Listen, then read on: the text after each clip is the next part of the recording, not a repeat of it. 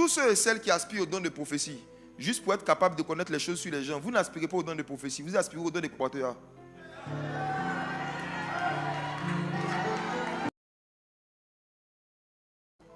Si après avoir vu Jésus, le ciel a dit à Jean de monter, ça veut dire que voir Jésus n'est pas la plus grande dimension spirituelle. Si après avoir vu Jésus, il n'y a plus rien à voir, on n'allait pas lui dire monte ici.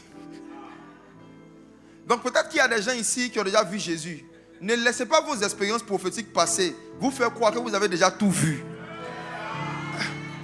Moïse voyait Dieu face à face comme un homme parle à son ami, mais c'est après ça qu'il a dit fais-moi voir ta gloire.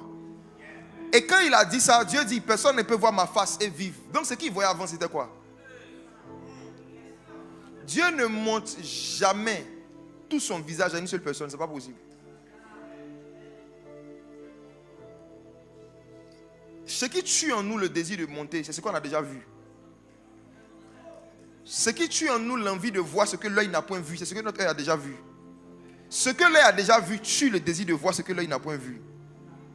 En fait, à chaque fois que vous avez une expérience surnaturelle, vous rentrez dans une nouvelle bataille de continuer à désirer Dieu après l'avoir vu. Jean, monte ici. Jean, c'est vrai que tu as vu 7 chandeliers en or. Jean, c'est vrai que tu as vu Jésus. Mais il y a plus que ça. Monte ici. Qu'est-ce que tu as déjà vu? Toi, tu n'as même pas encore vu Jésus. Tu es déjà fatigué de l'église. Qu'est-ce que tu as déjà vu? Je me rappelle d'une femme qui avait tellement soif dans la Bible que le jour de la résurrection, elle est partie à la tombe. Il y a un ange, du moins, elle a vu un homme, elle pensait que c'était un ange. Et elle lui a demandé, où est mon Seigneur? En d'autres termes, ce n'est pas toi que je veux voir. Elle voit un ange et puis elle dit à l'ange, où est mon Seigneur? En d'autres termes, ta présence là, ça ne m'impressionne pas, ça ne me satisfait pas. Où est mon Seigneur? Où est mon Seigneur? Même voir des anges, ce n'est pas une des grandes expériences. C'est banal. Les gens sont appelés les fils de Dieu. Toi aussi, tu es fils de Dieu. Depuis qu'on voit son grand frère, c'est quelque chose de particulier. Mes frères, si le ciel a dit à Jean, monte ici. On dit, Jean, monte ici, je te ferai voir les choses à venir. Monte ici, monte ici, monte ici. Quand vous allez savoir que vous êtes monté dans le prophétique, ça ne sera pas quand vous serez capable d'avoir des informations sur les gens. C'est quand vous allez mieux connaître votre destinée. Parce que quand Jean est monté, on lui a montré le futur de lui-même, l'Église et des nations. Beaucoup de gens ici ne savent pas dans 5 ans, dans 7 ans ou dans 10 ans qu'est-ce que Dieu souhaiterait faire avec eux.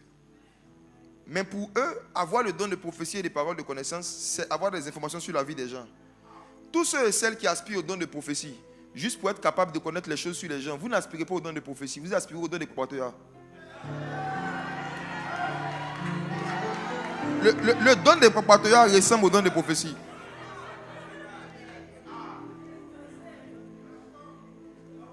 Je vous dis la vérité, connaître sa propre destinée est plus important que connaître des choses sur les gens. La plupart des prophètes que j'ai connus, qui sont très précis dans les histoires de paroles de connaissance, eux-mêmes, ils tournent en rond par rapport à ce qu'ils doivent faire dans leur propre ministère. Beaucoup d'entre eux ont besoin de direction par rapport à ce qu'ils sont censés faire avec leurs églises. C'est rare de voir des gens qui mettent beaucoup l'accent sur l'histoire des prophéties et qui gagnent beaucoup d'âmes à Jésus. C'est très rare. Parce qu'à force de se préoccuper de donner des informations sur la vie des gens, on n'a pas le temps de chercher Dieu pour nous-mêmes. Et je pense que c'est ce que l'apôtre Mohamed Sanogo enseigne sur son message qu'il a donné depuis un moment sur les 3 présences de Dieu. La face, la voix surtout. Vous voyez, il y a des gens qui entendent la voix, mais eux-mêmes ne voient pas la face de Dieu. Donc ils tournent en rond par rapport eux-mêmes à des choses qui les concernent et ils ne montent pas en termes de bonification de leur comportement et de leur caractère. Mais ils entendent une voix qui leur raconte beaucoup de choses sur les gens. Parfois c'est l'esprit de préparateur.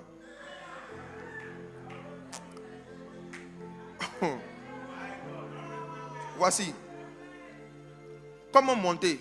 Allons maintenant de façon pratique. On monte comment? On monte en utilisant des échelles que Dieu a établies sur la terre. On connaît l'histoire de Jacob qui a fait un songe, n'est-ce pas? Il dormait et il a vu une échelle qui reliait le ciel avec la terre. Et ce qui est étonnant, c'est que la Bible dit qu'il a vu des anges qui montaient et qui descendaient.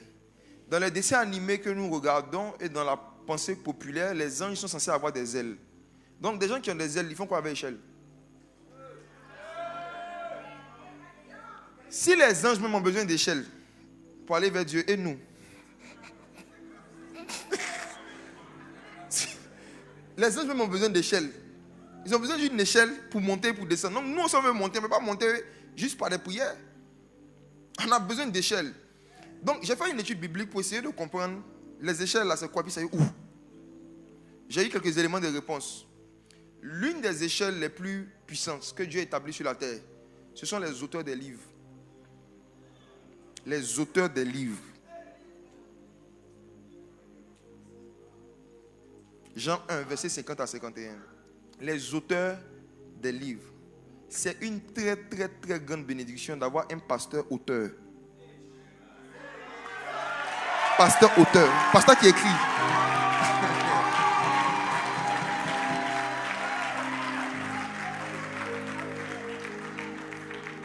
Beaucoup d'entre vous, vous allez comprendre pourquoi est-ce que vous ne montez pas et vous n'accédez pas à certaines dimensions spirituelles qu'on vous prophétise ici, ou que vous voyez vous-même vos bergers manifester, mais vous ne montez pas dedans. Vous n'utilisez pas les échelles qu'on vous donne, c'est tout. Les livres. Jean 1, verset 50 à 51. Jésus rencontre quelqu'un. On le connaît, Nathanaël, n'est-ce pas?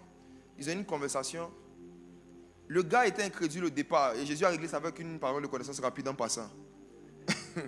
Il a été impressionné. Et Jésus dit, mais attends, juste parce que je t'ai dit que tu étais assis, tu es étonné? Il dit non. Regardez le verset 50, on peut lire ça? Jean 1, verset 50. Oui. Jean 1, verset 50. Oui. Jésus lui répondit, parce que je t'ai dit, je t'ai vu sous le figuier, tu crois. Tu feras de plus grandes choses que celles-ci. Et il lui dit, en vérité, oui, vous verrez désormais le ciel ouvert et les anges de Dieu monter et descendre sur le Fils de l'homme. Monter et descendre sur le Fils de l'homme. Monter et descendre sur le Fils de l'homme. Monter et descendre sur le Fils de l'homme. Une échelle, c'est un fils de l'homme. C'est un humain que Dieu positionne dans un endroit. Une échelle là, ce n'est pas une sensation qu'on sent pendant l'adoration. C'est quelqu'un qu'on peut voir, mais qui est un auteur. Nathanaël ici, en rencontrant Jésus, a rencontré l'auteur et le consommateur de la foi. Christ est le premier auteur de l'humanité. Et on va le voir tout à l'heure dans l'histoire de Moïse. Christ lui-même, c'est un auteur. Et en le rencontrant, Nathanaël venait de rencontrer une échelle. Et Jésus explique à Nathanaël que les anges de Dieu, là, ils ne montent, pour qu'ils montent et descendent là, ce n'est pas piano. Ils ne montent pas et descendent pas sur la musique. Écoutez-moi, ils montent et descendent sur le Fils de l'homme. En d'autres termes, c'est qu'il ouvre la voie à un mouvement angélique dans un endroit. C'est une présence humaine. Mais la présence de qui en particulier? Quelqu'un dont les messages sont contenus dans un livre. Est-ce que tu sais que toi-même qui es en train de m'écouter, qui est sauvé, ton nom est écrit dans un livre? C'est parce qu'il y a un livre à ton nom que tu vas rentrer au ciel. Mon message ce matin, c'est de vous faire comprendre la place des livres, l'importance des livres dans le fait de monter, pour monter en compétence. Regardez ceci.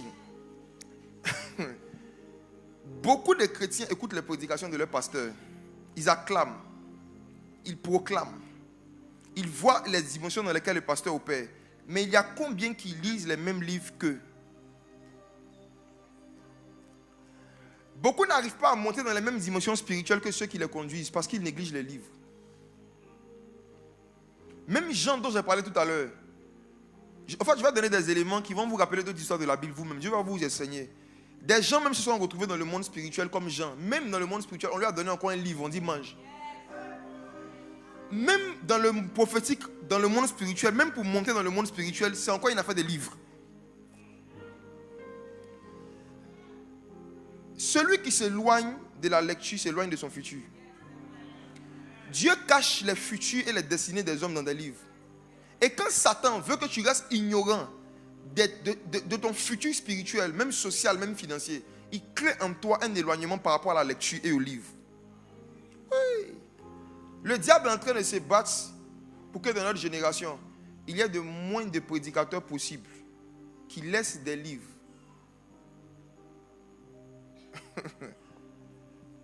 Regardez ceci. Daniel chapitre 9. Verset 2 à 3. Ceux qui aiment faire le jeûne de Daniel, écoutez ceci. La première année de son règne, n'est-ce pas? Moi, Daniel, je vais m'aider à la lecture, allons-y. Première année de son règne, moi, Daniel, je vis par les livres... Non, tu lis trop vite. Moi, Daniel, je fais quoi? Je vis par les livres... Pause. Je vis par les livres. Le mot qui a été traduit ici par voir, vision, c'est le même mot qui est utilisé dans les versets où Dieu fait des promesses comme les jeunes gens auront des visions. Maintenant, il dit, j'ai eu des visions, mais par les livres. Toi, tu vois par quoi? Demande à ton mari, toi, tu vois par quoi? Il faut lui demander. Toi, tu vois par quoi? Dans le domaine des visions, dans le domaine de je vois où j'ai vu là, quelqu'un peut dire, je vois dans mon esprit. C'est bon. Ce que tu vois dans ton esprit là, c'est des informations temporaires, éphémères, qui touchent au passé et au présent des hommes. C'est ça qu'on appelle en général la parole de connaissance. Mais en général, les informations qui peuvent faire monter le niveau de compétence ou de spiritualité de quelqu'un, on les voit par les livres. Daniel parle des livres ici comme un canal qui donne accès à des visions. Et quand vous lisez la suite du livre, la suite du verset, pardon, il a eu une vision en lisant Jérémie. Et il s'est rendu compte que normalement, ça devait faire seulement 70 ans depuis les rues de Jérusalem jusqu'à leur captivité. Après 70 ans, il devait être libéré. C'est ce que Jérémie avait dit. Et mes frères et sœurs, si Daniel n'avait pas lu ce livre, s'il n'avait pas cherché les livres, et s'il n'avait pas lu les livres, il allait continuer de rester en esclavage pensant que Dieu est en train de le briser. Je reprends. Ce qui a fait réaliser à Daniel que la situation que lui et son peuple vivaient, ce n'était pas la volonté de Dieu, ce n'était pas le brisement de Dieu, ce n'était pas un temps d'épreuve. Que le temps d'épreuve était passé, c'était des livres. Il y a beaucoup d'enfants de Dieu qui continuent à tolérer et à supporter certaines humiliations, certaines souffrances, certaines stagnations, avec des voix qui leur disent Dieu est en train de te briser. Or, c'est parce qu'il y a des livres qui ne lisent pas. Il y a des livres, quand tu vas commencer à lire, tu vas te rendre compte que normalement le temps de ta captivité est passé. Si Daniel n'avait pas lu, il n'allait pas savoir qu'à son âge, là, il devait pas encore, lui et ses amis, ses frères ne devaient pas encore être esclaves à Babylone. Daniel était ministre, mais en esclavage. Il y en a qui sont élevés dans l'esclavage.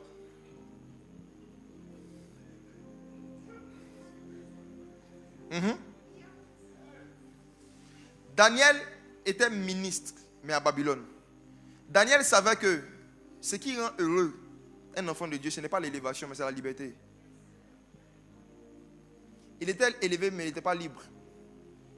Il y a des gens qui sont des cadres, des hommes d'affaires, des femmes d'affaires, mais qui ne sont pas encore libres de certaines maladies, de certains péchés, qui ne sont pas encore libres de certains problèmes familiaux. La liberté est plus importante que l'élévation. Et comment savoir si la situation que je suis en train de vivre là, depuis toutes ces années, une souffrance permanente et régulière, le temps de Dieu est passé. Vous savez c'est comment? C'est par les livres. Je vis par les livres. Il y a des livres que Dieu permet que des gens qui vous dirigent écrivent pour que vous puissiez voir des choses que vous n'arrivez pas à voir en priant. Il y a des choses que Dieu ne va pas te faire voir en songe. Dieu veut te les faire voir en livre. J'avance un peu. Daniel a décidé de faire 21 jours de jeûne et de prière. Quand tu regardes au verset 3, mon frère, parce qu'il avait vu des informations dans un livre. Écoutez-moi, le jeûne de Daniel dont on parle, qui est célèbre dans nos églises depuis qu'on est petit là, c'est venu d'une lecture. C'est un livre qui a donné envie à Daniel de jeûner 21 jours. C'est quelque chose qu'il avait lu dans un livre, qu'il a poussé dans le jeûne. Maintenant, ceux qui font jeûne de Daniel et puis qui ne lisent jamais, c'est comment? Qu'en est-il de ceux qui font 21 jours sans lire? Il a décidé de tourner sa face vers Dieu et de recourir à la prière et à la supplication. Pourquoi? Parce qu'il avait lu des informations dans un livre. Et la réponse même qu'il a eue à la fin des 21 jours, c'est ce qui est extraordinaire, c'est venu aussi d'un livre. Regardez Daniel chapitre 10, verset 20 à 21. Regardez ce que l'ange lui dit. Allons rapidement. Daniel chapitre 10, verset 20 à 21. Daniel 10, verset 20 à 21. Il me dit, sais-tu pourquoi je suis venu vers toi? Je suis sur le point de m'en retourner pour combattre le chef de la Perse. Et quand je partirai, le chef de la Grèce apparaîtra. Verset 21. Mais auparavant, Oui. je vais te révéler ce qui est écrit dans le livre de vérité. Personne ne me soutient contre tous ses adversaires, excepté Michael, votre chef. Donc voici comment est-ce que Daniel est monté. Il a lu des livres et il a vu à travers les livres que le temps de la captivité que Dieu avait voulu, là, c'était fini. Il fallait maintenant se révolter pour sortir de ça. Quand il finit de jeûner 21 jours, un ange vient le voir et puis l'ange lui dit que je suis venu t'expliquer ce qui est écrit dans le livre.